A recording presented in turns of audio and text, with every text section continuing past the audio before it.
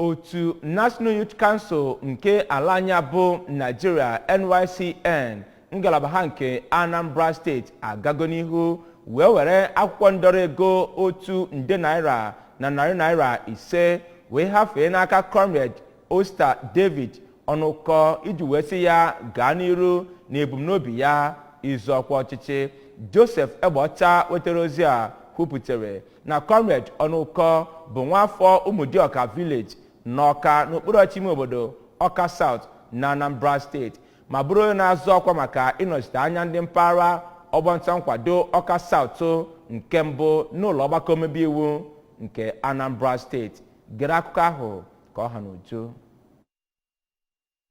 N'okwu ya na ya bụ mmemme ka onye jibu ọkwa onye isi oche nke ya bụ otu ma bụrụ onye nọzi ugbu a dịka onye isi oche nke otu akpọrọ Elders Advisory Council nke ya bụ otu NYCN na Anambra State bụ Honorable Nwabufo Nwankwọ kọwara na afụtara ịdị uchu na ya bụ ebumnuche ndọrọndọrọ ya bụ nwa amadi nke mere ndị ntorobịa sitere na mpaghara dị iche iche na Anambra Steeti ji gbakọba inye ebumnuche ya nkwado. N'okwu ha na ya bụ mmemme, onye isi oche otu National Youth Council of Nigeria Anambra State bụ Comrade Samuel Egwuatu nakwa onye otu ya bụ otu ndị ntorobịa na steeti a bụ Comrade Damian Ụkatụ kọwara ya bụ nwa amadi Onuko dịka onye a maara nke ọma dịka onye na-ekpokọba ndị mmadụ na ya bụ otu National Youth Council of Nigeria